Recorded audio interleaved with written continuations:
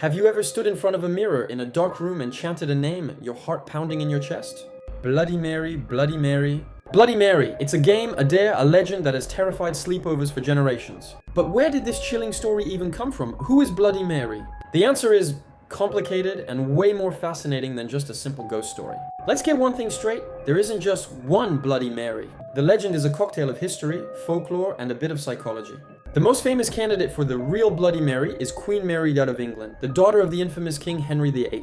Why her? Well, she earned the nickname Bloody Mary for a pretty grim reason. She was a devout Catholic, and during her short 5-year reign in the 1550s, she was responsible for the execution of hundreds of Protestants, burning them at the stake for heresy. So, a queen with bloody in her name, associated with death and suffering? It's a perfect origin story for a vengeful spirit.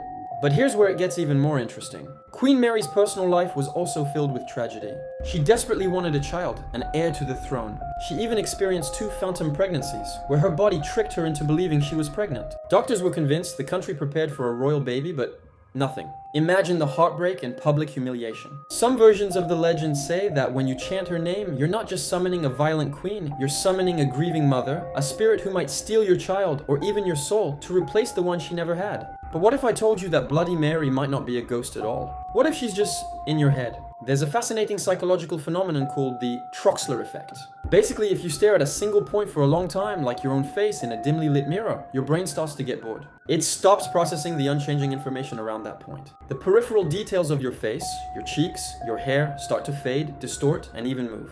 Your own reflection can literally morph into something monstrous and unrecognizable right before your eyes. Your brain, trying to make sense of the distorted signals, fills in the blanks with whatever it fears most. And what's more terrifying than the monster you've been chanting the name of? So, is Bloody Mary the ghost of a tragic queen? Or is she a trick of the light, a figment of our own minds playing games on us in the dark? The legend has survived for centuries, precisely because it taps into our deepest fears. The fear of the dark, the fear of the unknown, and maybe the most terrifying of all, the fear of what we might see when we look too closely at ourselves.